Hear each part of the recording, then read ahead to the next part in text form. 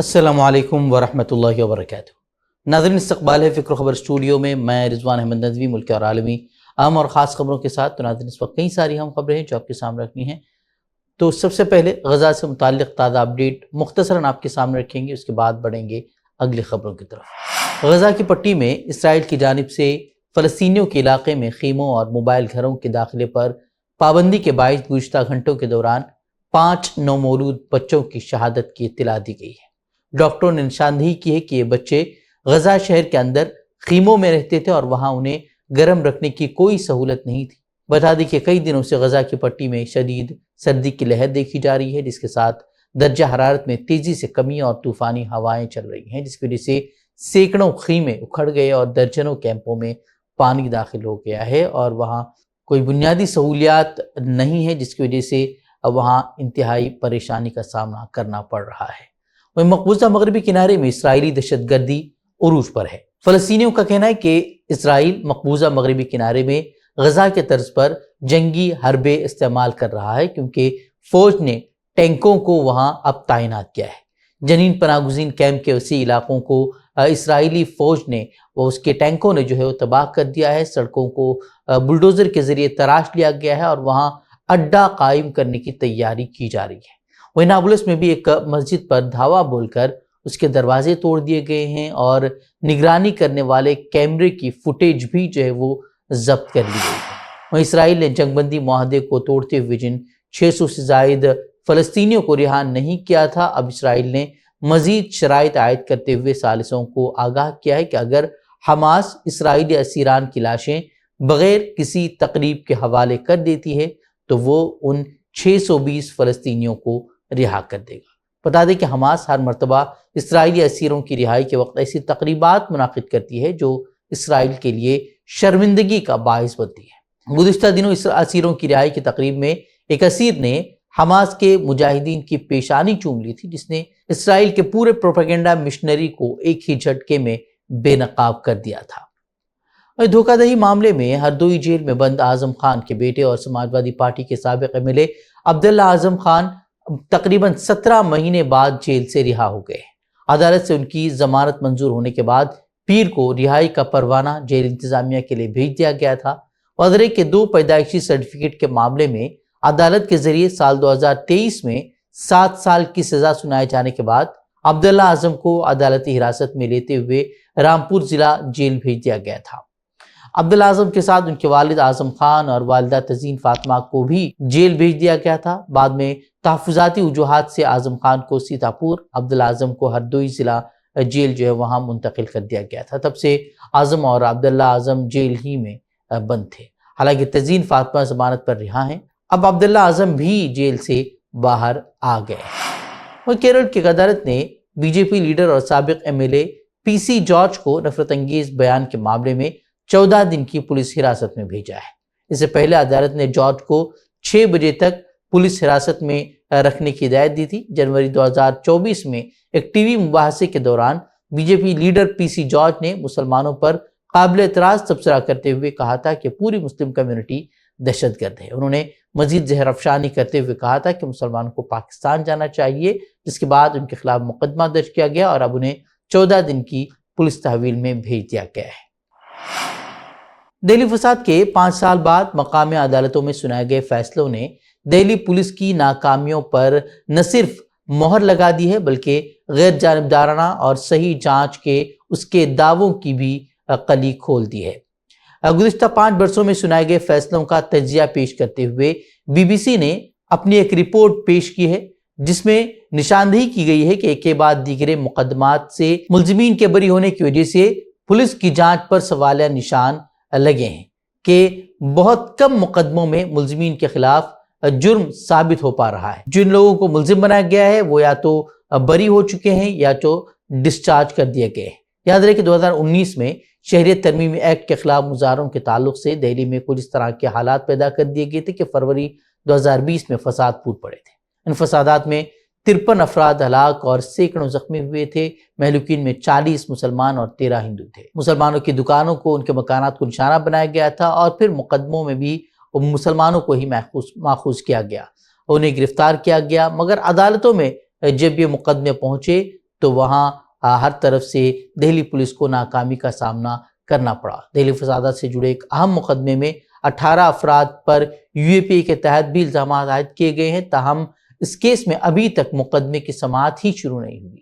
عدالتوں کے فیصلے پولیس کی تفتیش پر سنگین سوالات بھی کھڑے کرتے ہیں اور یہ ظاہر کرتے ہیں کہ دہلی فسادات کی تحقیقات میں سنگین خامیاں پائی جا رہی ہیں۔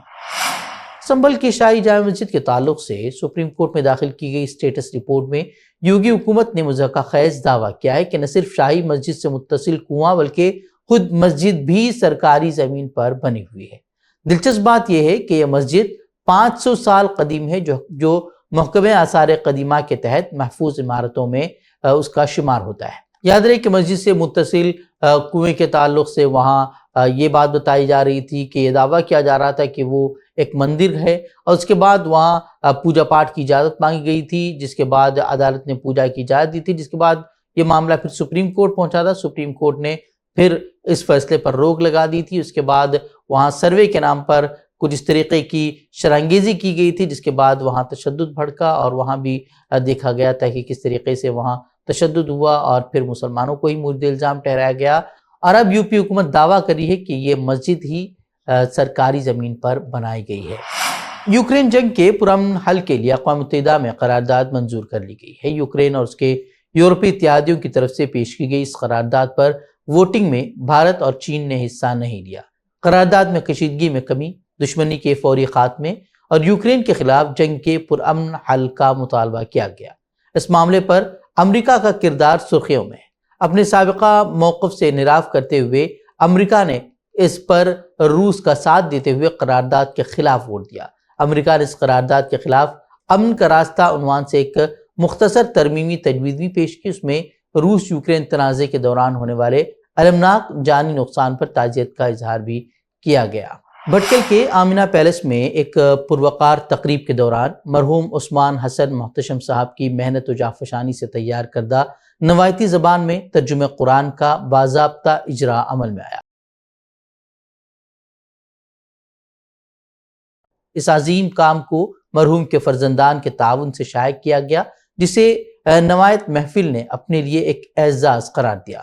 تقریب سے خطاب کرتے ہوئے نوایت محفل کے نائب سیکریٹری جناب شبیر عجائب صاحب نے اس اشاعت کو نوایت برادری کے لیے قابل فخر لمحہ قرار دیا۔ مقررین نے قرآن کریم کو سمجھ کر اس کے احکامات پر عمل کرنے کی اہمیت کو اجاگر کیا اور اس ترجمے سے بھرپور استفادہ کرنے کی ترغیب دی۔ بتاتے چلیں کہ یہ نوایتی ترجمہ قرآن کے نسخے نقش نوایت کے دفتر اور نوایت محفل دفتر میں دستیاب ہیں، جہاں سے انہیں حاصل کیا جا سکتا ہے۔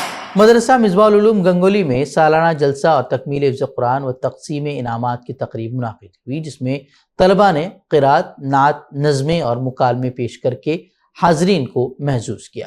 مولانا عبدالباسط ندوی نے مدرسے کی خدمات اور شبینہ مکاتب کی اہمیت پر روشنی ڈالی، جبکہ مولانا عبدالسبحان ناخدا ندوی نے دینی تعلیم کی ضرورت اور اس کے اثرات پر مدلل خطاب کیا۔ اس موقع پر حافظ عبدالواسط ابن عبدالصمد کا تکمیل حفظ قرآن ہوا اور انہیں خصوصی انعامات سے نوازا گیا۔ جلسے میں مدرسے کے محتمم، علماء کرام اور اساتذہ بھی موجود تھے۔ مولانا عبدالسبحان ناخدا ندوی نے اپنے خطاب میں دینی و ایمانی بقا کے لیے مدارس و مکاتب کو ناگزیر قرار دیتے ہوئے فرمایا کہ جیسے عمارت بغیر مضبوط بنیاد کے کھڑی نہیں ہو سکتی، اسی طرح دینی تعلیم کے بغیر معاشرہ کمزور ہو جاتا ہے۔ انہوں نے دینی تعلیم اہل علم سے حاصل کرنے پر زور دیا، ساتھ ہی سوشل میڈیا یا غیر مستند ذرائع سے دین سیکھنے سے اجتناب کرنے کی بھی نصیحت کی۔ قدر کریں، مدارس اسلامیہ کی قدر کریں، مکاتب دینیہ کی قدر کریں اور ایک سچی صاف ستھری زندگی بسر کریں، اور جو دنیاوی تعلیم حاصل کی جاتی ہے دیکھتے رہیں کہ اس کے اندر کہاں کہاں زہر ملا ہوا ہے، جو کسی طرح کی شکر کی گولیوں میں لپیٹ کر ہمیں دیا جا رہا ہے، دیکھتے رہیں، اور اس طرح کی کوئی بھی چیز ہو اس سے دور رہیں اور اس کو اپنے لیے ہلاکت اور بربادی سمجھیں۔ اور اس طرح جو محبت کی پینگیں بڑھائی جاتی ہیں اور محبت کی بنیاد پر جو ہے شادیاں کی جاتی ہیں، اپنے لیے ایک ذلیل اور رذیل ترین قسم زندگی کو اختیار کیا جاتا ہے۔ ان تمام چیزوں کو چھوڑ دے اگر کسی کے اندر خدا نخواستہ اس طرح کی کوئی کیفیت پنپ رہی ہو، موبائل کا غلط استعمال چھوڑ دے، بلکہ موبائل ہی کو پھوڑ دے اور ایک صحیح زندگی بسر کرنے کا عزم کریں۔ جو اس طرح عزم کرے گا اللہ تعالیٰ اسے پرسکون زندگی بھی دے گا اور اللہ تعالیٰ اس کے لیے راستے بھی فراہم کرے گا۔ جامعہ اسلامیہ بھٹکل میں سالانہ جلسہ اعلان نتائج اور تقسیم انعامات کی تقریب جامعہ کی مسجد میں منعقد ہوئی، جس میں اساتذہ، طلباء، سرپرستوں اور علماء اکرام کی ایک بڑی تعداد شریک رہی۔ استاد جامعہ مولانا انصار ندوی مدنی نے مہمانوں کا استقبال کیا، جبکہ مولانا خواجہ معین الدین ندوی مدنی نے کلیدی خطاب میں مدارس کو بقائے دین کے قلعے قرار دیا اور طلباء کو یکسوئی کے ساتھ علم حاصل کرنے کی نصیحت کی۔ مولانا عبدالرب خطیبی ندوی نے علم کی اہمیت پر روشنی ڈالی اور سرپرستوں کو بچوں کی نگرانی کی تاکید کی۔ محترم جامعہ مولانا مقبول احمد ندوی نے سالانہ رپورٹ پیش کی، جس میں بالخصوص طلباء جامعہ کی تعداد، جامعہ کے خلیجی ممالک کے دورے، جامعہ میں منعقدہ پروگرامات، جامعہ کی حصولیابیوں اور دیگر سرگرمیوں کا تفصیلی ذکر کیا۔ اس موقع پر جامعہ کے ہمدردان کی موت پر گہرے رنج کا اظہار کرتے ہوئے ان کے لیے دعائے مغفرت بھی کی گئی۔ تو ناظرین، خبریں مزید خبروں کے لیے آپ ہمارے ویب سائٹ www.fikrokhabar.com کی طرف رخ کر سکتے ہیں۔ ویڈیوز کے لیے ہمارے یوٹیوب چینل کو سبسکرائب کریں۔ تو ناظرین، السلام علیکم ورحمۃ اللہ وبرکاتہ۔